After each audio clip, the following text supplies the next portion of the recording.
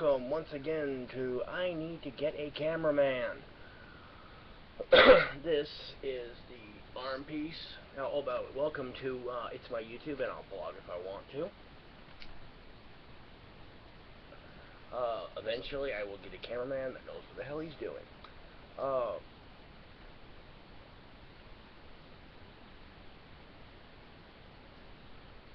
Okay. Anyway, this is the arm that I'm doing for the piece that I've had to do some modifications as to the actual build that's going to be. And this here, this elbow piece, is actually intended to be separate from the forearm and then hinged to the bicep, so that way you get you get that movement, and then the forearm can rotate, keeping the elbow plate there.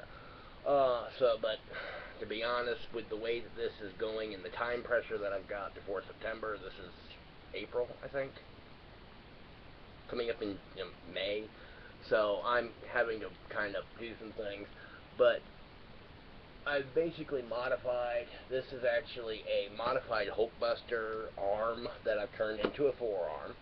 You know, if you notice that the bicep piece here and the back end of the forearm, there is the same piece, because when I did the original print it was too small, but I was able to actually make a good full forearm out of it, so it came out better than I was expecting, actually. And then when I do the smoothing and the hardening and all, that will actually be a little bit better, and I'll be able to use various detailing on it as a guide for certain things. And then, like I said, this is actually just going to end up being part of the actual forearm. And then when I do the next version, that's when I'm actually going to look at doing doing an actual elbow hinge and all. But for now, somewhere over there, I have to find it. I've actually got the old style silver dryer hose. I ended up getting, because I was helping somebody move from where they were living to where they are living, and seeing as the dryer actually there was already the dryer wasn't going to be coming.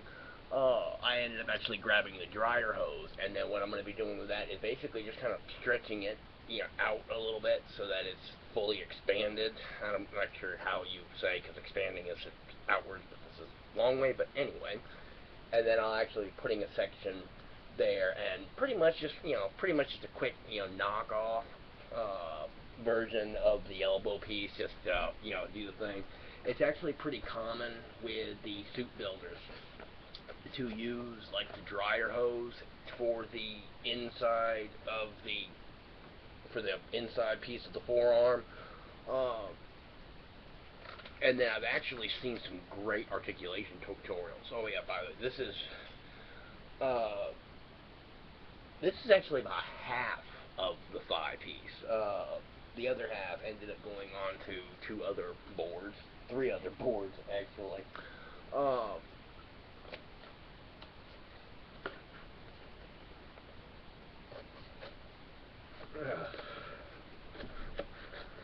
The hard part about the builds,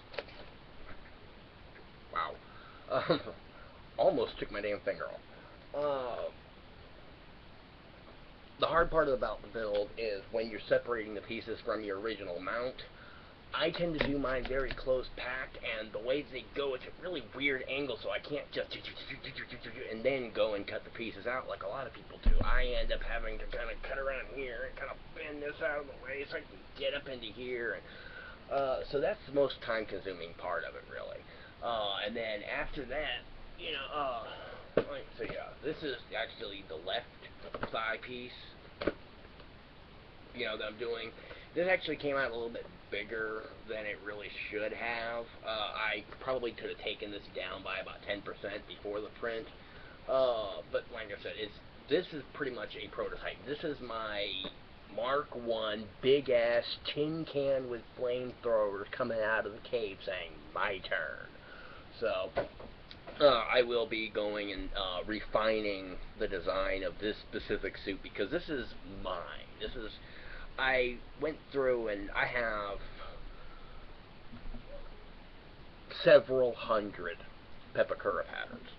Uh, and I went through and I'm like, okay, I mean, I like this armor, but I like this, and so I was like, alright, screw it. What chest plate do I like the best? Which actually, I'm still deciding what chest plate I really want to use. I like the one that I am using, but I haven't really decided which chest I like most.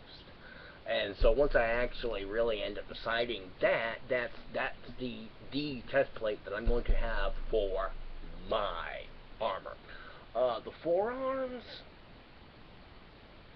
I actually like these. There are some alterations I may end up making. Like, I really like the Predator's two-blade weapon. I don't like allergy season, but I do like the Predator's two-blade weapon, and that is going to eventually be added to the forearm. I do like that big boxy piece that's on this. If you've ever seen the Age of Ultron, or if you've seen the Hulkbuster armor specifically, you'll see spray adhesive all over my hands. You'll see this big ass boxy looking thing. Makes a great place for me to mount the the blade weapon onto, or I can actually replace that with the blade weapon, and then I still have to modify for the form of it and everything else, because the blade weapon itself is done as a full wraparound. So depending on how that comes out, I'm going to end up building one according to the pattern, and then see how well the two of them play together. So, and what I do like about the one that I have, it actually has extending blades. I have to pull them out manually. But I did find a Assassin's Creed hidden blade that, oh my god, I love this thing. The guy he actually had his kid do it to show how easy this thing is. Okay, cool. He had his kid do it to show how easy this thing is. And, I mean, it takes some time to cut the pieces out of craft wood, actually. I used to have a sheet of it around somewhere that I kind of ended up cutting into too many small parts for another project. But it's actually wooden body construction, and this thing has two rubber bands that when you actually go, and it's got the way that there's a ratchet system, I guess you'd call it, that when you go and you twist your arm or flex your hand, whichever way it's supposed to go, it activates the blade and actually comes out, and then when you pull it again, it actually retracts.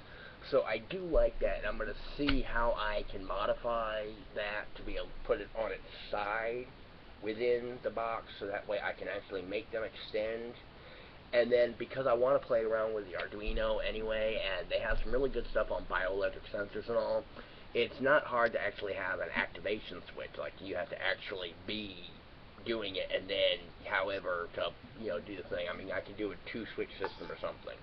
And I'll probably end up putting them on the side of the arm rather than on the under or forearm, at least if I do the blade weapon. If I do the actual, if I do the Assassin's Creed blades. But for the Predator one, I could do it on the thing, and it's a matter of just having just two switches or something that I can actually click to act as a safety, and then do the, there's the bioelectric sensors and stuff like that. So I actually like how I've learned a lot about various stuff. I actually, to talk a bit about my life, back many moons ago, about 20 years at this point, I was in a juvenile treatment center. It started off when I was a kid. My life was interesting, actually. I mean, you see all those, things about how it is, mom had mental health issues, the kid ended up in foster care and whatever else, and just, alright, go watch any of those movies, and, because there's a couple of them that actually have really good, like, monologue going in the beginning. I think, Finding a Family or In Search of a Family or something like that one I saw recently.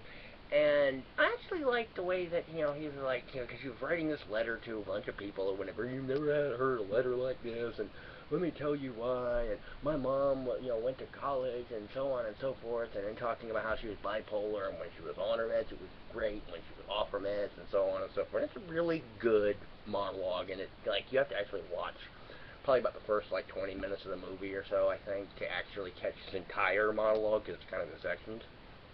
But that's, really good. So anyway, go out and watch any of those movies, plug in the monologue here, and let's get to the next thing. Well, I ended up getting shipped around from place to place to place to place to place because they were all thinking, well, these people said that he's bipolar, this place said that he's got this, and this one, well, this doctor said that he's got this, and come to find out, no, I'm a high-functioning autistic. Specifically pervasive developmental disorder, but, anyway. So in any event, nobody knew what to do with me. They thought that I was just being so oppositional and somehow knew exactly how to just completely go against whatever else, and no, come to find out, they were trying to treat me for things that I didn't have. I wasn't making progress, so I had to go to another place. Was very, very angry for a while, actually. And then I finally came to terms with the fact these people just did not know.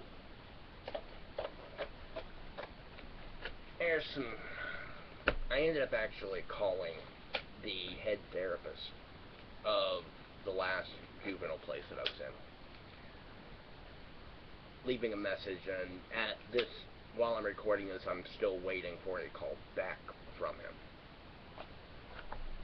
And I'm going to talk to him about putting our conversation, on YouTube or whatever.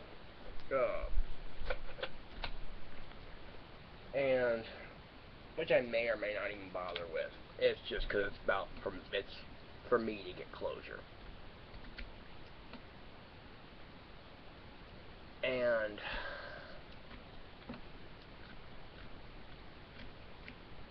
the way that I was treated, the things that were done to me there, and it wasn't physical, but there was things that, when you take a look at what they did, had they been correct even in their diagnosis of me, I would say that they were probably about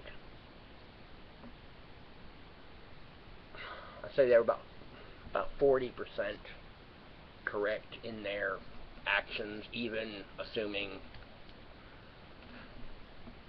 Yes, let me take it back. If their diagnosis of me had been correct, then specific actions that were taken might have been okay. But then there were a lot of other things. Like I said, they did not have the correct diagnosis. Their treatment modality was completely wrong for me. And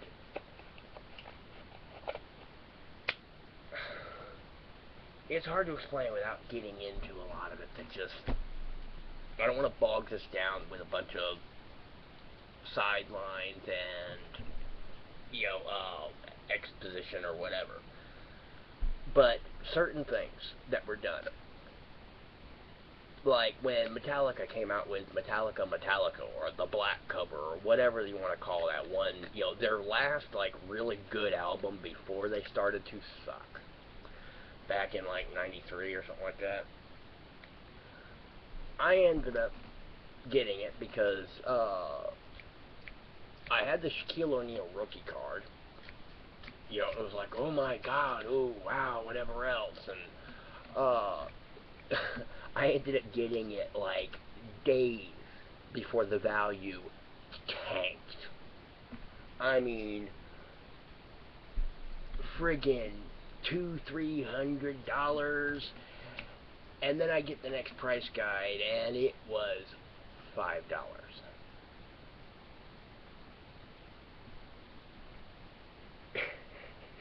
I mean, and I really didn't give a crap about sports. It was like having like collectibles that were money that I could invest with and whatever else, and just, I mean, that was painful to see that card value drop the way it did. Well, I ended up getting that card. I ended up getting the CD, actually, because I had the card, saw that the value friggin' tanked, and was just like, alright, I am done with card collecting. And one of the staff people that was there, actually, had gotten the CD because, you know, they like Metallica.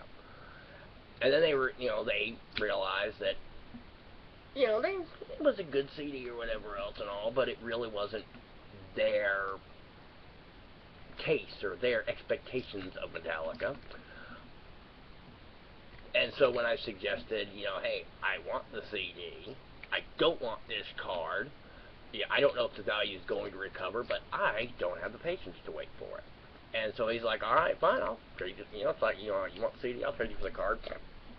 Okay, fine. Then I found out it went up to $9, and I was like, you know, so I was a bit miffed at the thing, but then again, I mean, the monetary value that I ended up actually putting into the thing was actually probably about $7. So, or the monetary value I put into the trade for the card was about $7. But anyway, so I have Metallica CD. Alright, cool. I mean, this is back when CDs were even first really introduced. And I'm kind of embarrassed to admit that my first CD was a damn Paul Abdul CD.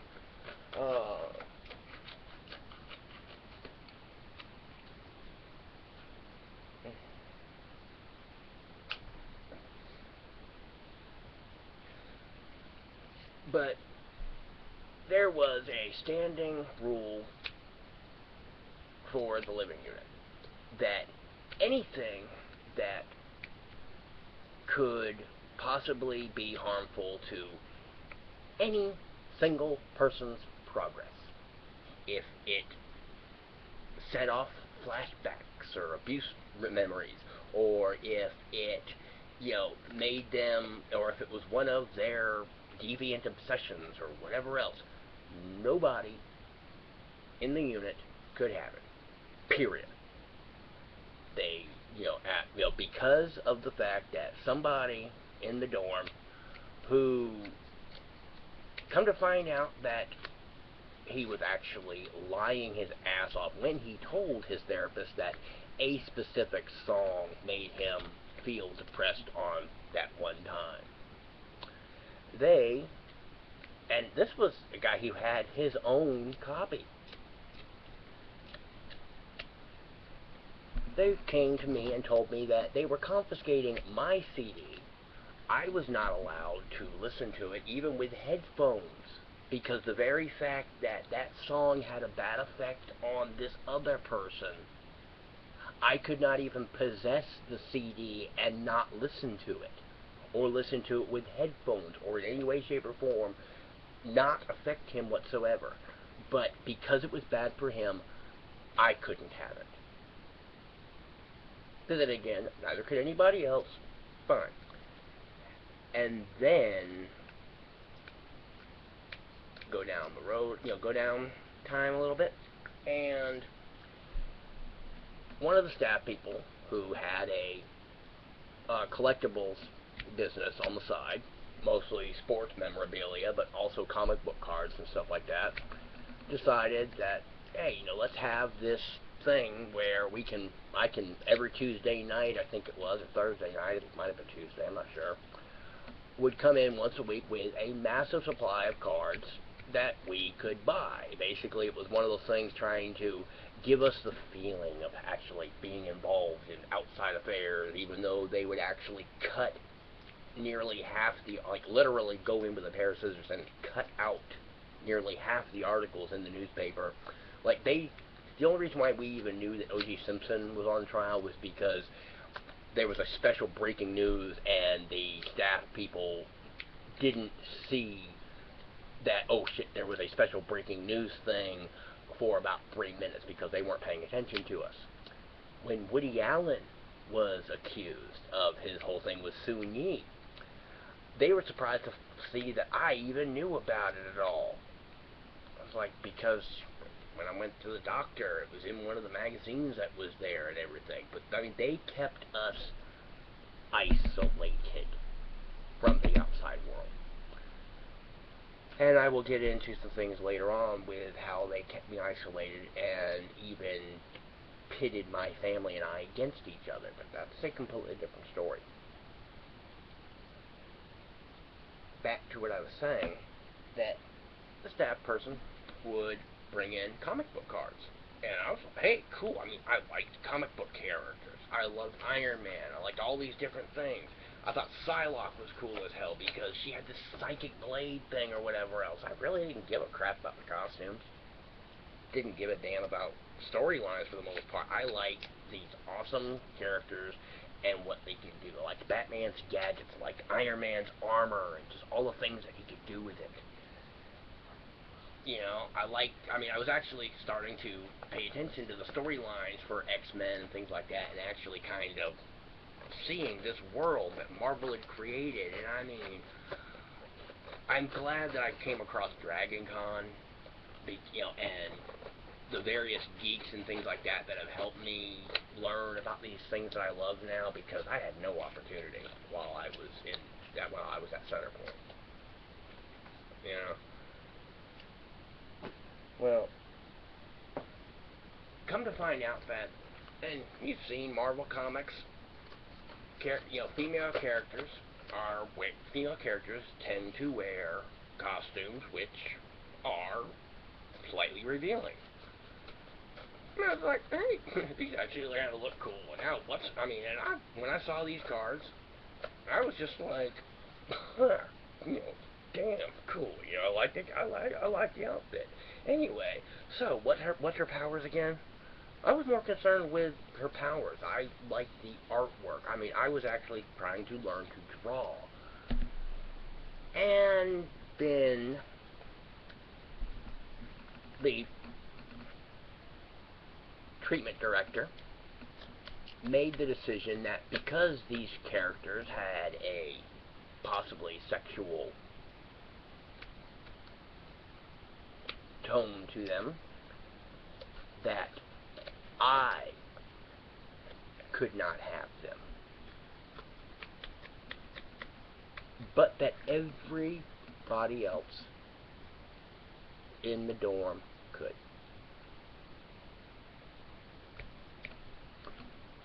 When I asked, hold on a second, you guys are saying that because this is not good for me, or you believe it's not good for me, and this could somehow set back my progress and whatever else, that I cannot have the female character cards. I can have the male character cards, except there are even a couple of those that they said, I don't know, this kind of, you know, I don't think, you know, this one because his pose shows his crotch. No. And so because these cards, by the very fact of their existence, could just, oh my god, I can't, you know, no. They even considered saying I could not even have comic book character cards, period, because the reminder of the female characters could be difficult for me. But everybody else could have them. Now, bear in mind, they confiscated my fucking Metallica CD because it could be detrimental to somebody else in the dorm.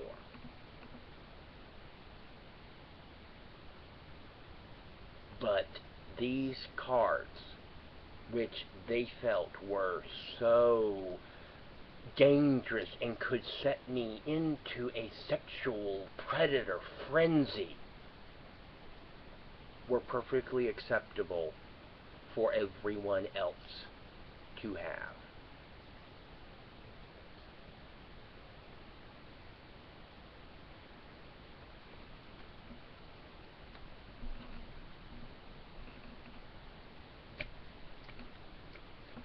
I'll be honest. There was a time in which I was very angry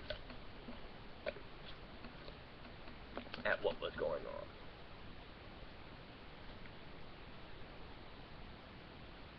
And for a while, I was emotionally crippled because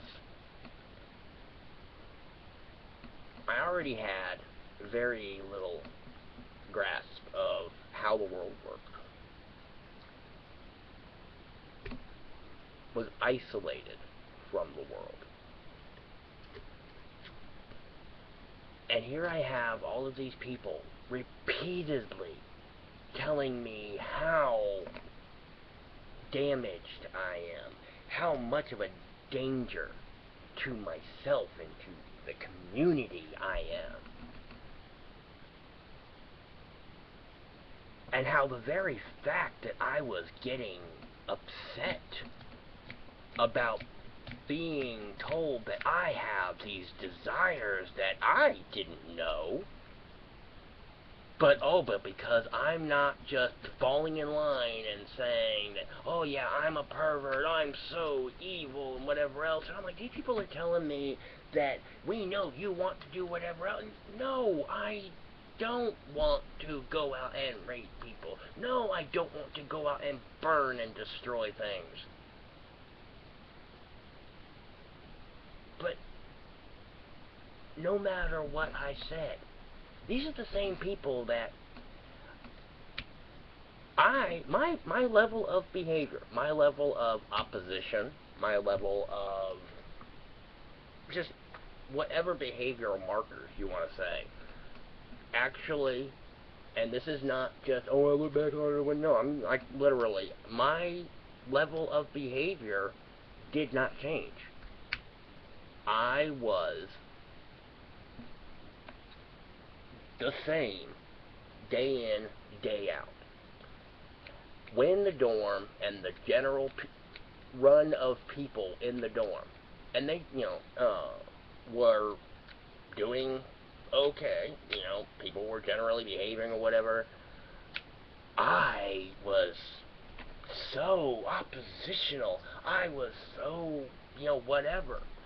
But then and they kept putting us on dorm freezers, like, somehow, everybody in the dorm would start whatever, apparently.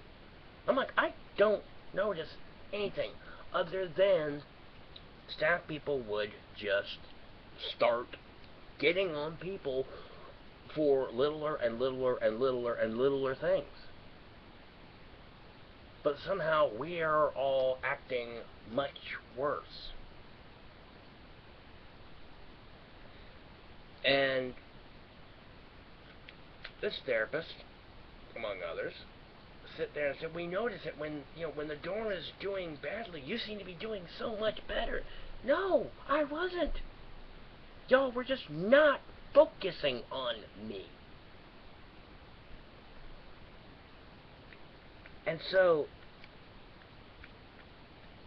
And then it's like, but as the dorm starts to improve, you seem to start, whatever. I was just doing my day-to-day thing. If the staff, I was perfectly happy being left alone, playing my video games, reading my books, and had they given me access to various arts and crafts and things like that, I'd been perfectly happy up to my neck in cardboard, just kind of off making Iron Man armor or whatever the hell else.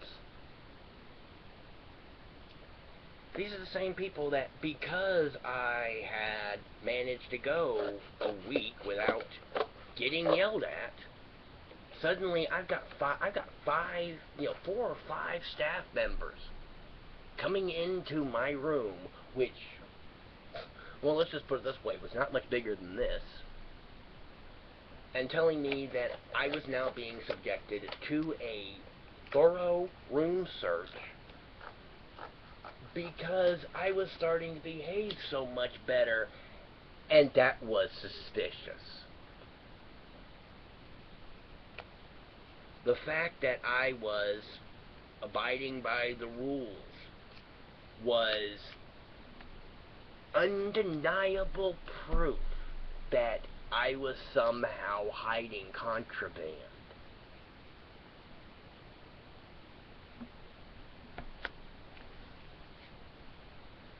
But when I was actively, deliberately, intentionally, and frequently confrontational, oppositional, and an all-around dickhead,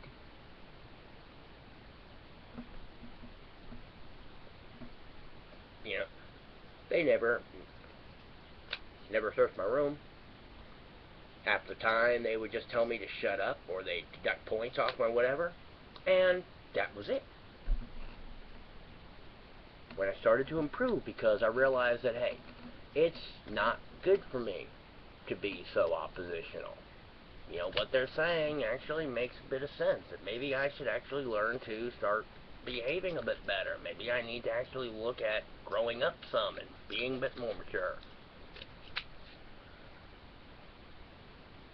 And then when I did that, suddenly I'm looked at suspiciously. And I even sit there and told my personal therapist, you know, during our weekly sessions at that point. And I'm like, you guys came into my room, sitting there, you know, and she's like, did I? I'm like, y'all, you work for this place, the employees came into my thing, therefore you as well. So hell yes. Now shut up a second. And she kind of, because I think she realized that I had been pushed to my limits with her, that here I am, and they didn't find anything. 3 room searches in a row, didn't find a damn thing. And by 3 room searches in a row, I mean 3 fucking days in a row. And came through, took my clothes and put them on the floor, and then made me clean up.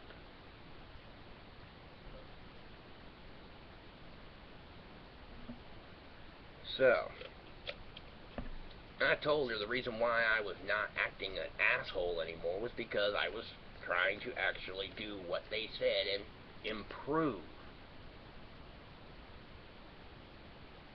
To which I was told that they don't think that I am legitimate about it. And that the more I try to hide things, the more they're going to get on me.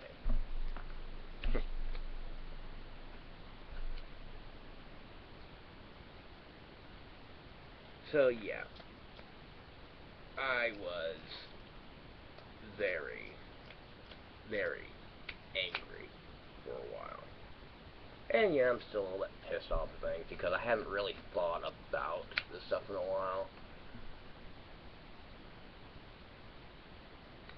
But I look at all of the missed opportunities that I had that missed because I was reacting to what happened for years. Anytime it looked like I was going to succeed in anything, I sabotaged myself. I've had a couple of relationships that could have been the greatest thing that ever happened to me. And I fucked them up.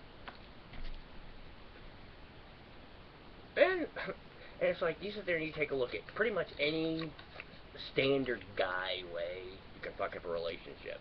Cheating, calling her by her sister's name. I never actually did that. But, cheating, I'd sit there, and it wasn't actually cheating. We had an open relationship. It's just that I kind of didn't, I don't know, it's in any event, I take a look at how much of my life was affected by them, and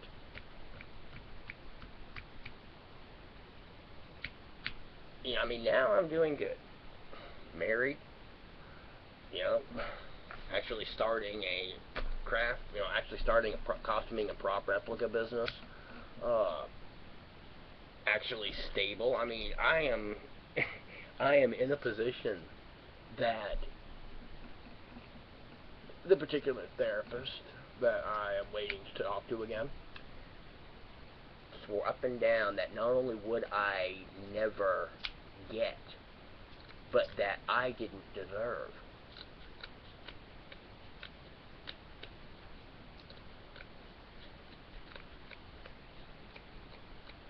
I have a house that I'm actually looking at buying. I have a business that I'm going. I have a wonderful relationship and everything. And it took a while to get here.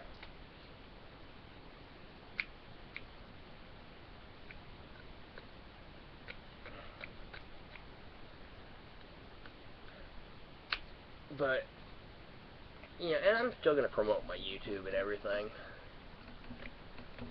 But then I realized that this particular blog, you know, I really don't care. I don't care if anybody watches this, actually. This is about me. This is for me to, well, I even have a record of getting everything off of my chest.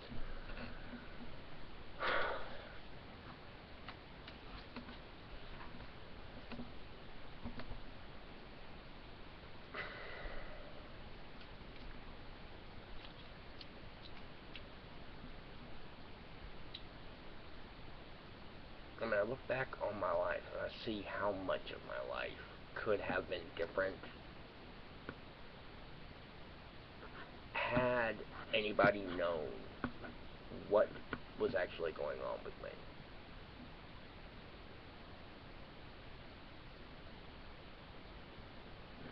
But I mean, I grew up in a time that mental health stuff, juvenile mental health was, no pun intended, was in its infancy.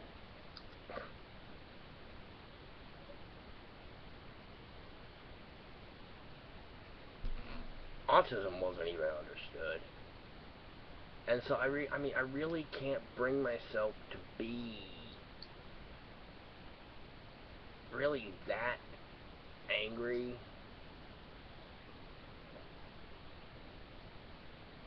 at some of the people in my life from that point.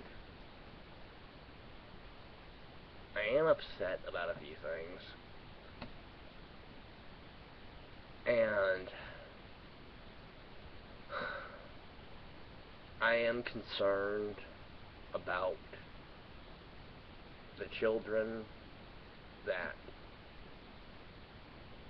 this particular therapist is in contact with. And I have legitimate reasons to be.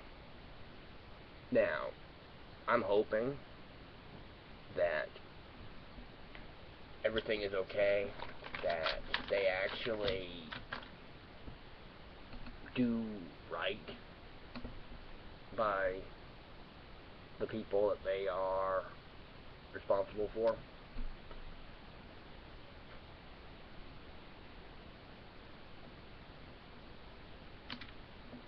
I mean, I have to tell myself that they are.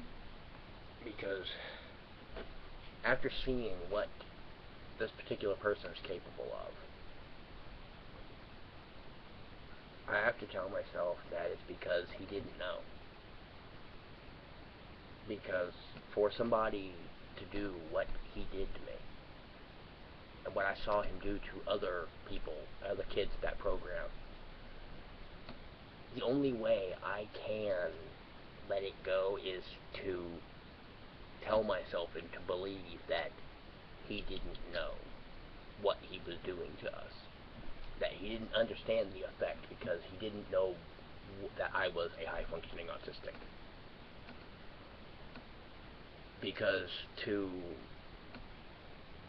find out that this man deliberately and knowingly did the things that he did because it was fun,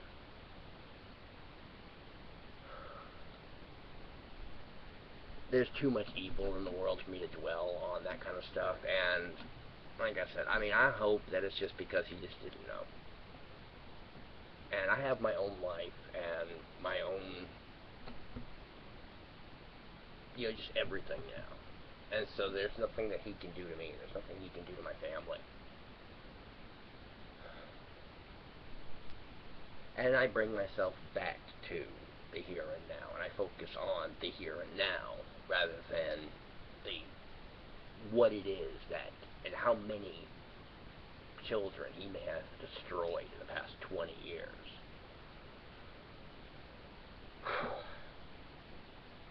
Well, in any event, like I said, this is the forearm that I'm working on for the totally awesome Iron Man suit that is going to make all sorts of geeky girls drool over me in worship of the awesomeness that is my skill with cardboard. Yeah, and also I will be showing, a lot of footage from Dragon Con once I actually decide whether I'm going to do my drinking on, on Thursday. I'm hoping to actually go into town on the Wednesday. It's just a matter of whether or not I think my wife will kill me or not for trying. But in any event, I'm still deciding about, am I going to do all of my drinking before Dragon Con and then just deal with Dragon Con sober? Or am I going to space it out, and that will determine how much footage I actually shoot, because it's a matter of how stable can I keep the camera, because the doctor asked how much I drink when last time I ended up going to see my doctor, and, and then they said, well, like, I was like, because I didn't actually hear what they said. I had a ringing in my ears for a second at that point, and she says, how much do you drink on average? And I was like, on average? I would say probably about maybe 1 or 2 drinks a day, but then again, I do all of my drinking in Dragon Con, so I guess over the amount that I drink at Dragon Con would average out to about a drink a day. She laughed, and I mean, I don't do, like, a massive amount of drinking. I do go through probably a bottle of rum and a bottle of tequila, or a bottle of rum and a bottle of vodka, actually. It's just kind of my, that's my thing. I like key lime rum, and I like key lime vodka. This year, I don't know if I'm going to be doing any drinking or whatever else, just because I just want to focus on being there and promoting and everything this year. So, in any event, I've got most of the suit done at this point. I'm going to finish out the legs in the next couple days. I still need to get some more cardboard to finish off some stuff, but hey. And then, the actual hardening of the suit is going to be really interesting, so we'll see about that. In any event, thank you for continuing to watch, and have a nice day. I will be coming up with, as I said, I've seen how it is that this blog is starting to shape up, and where I'm taking various things, so I'm going to look at doing different channels, or however it is, so that way it's like you actually have where it is I'll be talking about my life, and where it is I'll be talking about whatever. I'm thinking about using this as kind of a general thing that's, okay, this is what I've done overall, or this is the latest thing, or whatever, and then actually have the detailed thing in, like, if there's a game that I've liked, and actually have that in my more geek-oriented channel, or if I sit there and say, okay, I kind of was dealing with these various issues, and actually go into detail on that specific blog and everything. So, it's actually starting to shape up, which I like. Yes, and I'm tapping that. Or you could divide it up into playlists. Yeah, I know. Yes, I'm tapping that. Yes, that is my wife, who I love tremendously, and oh my god, this woman has the patience that would make Job look annoying. Oh my god, yes. But anyway, thank you for continuing to watch, and have a nice day. And there it is.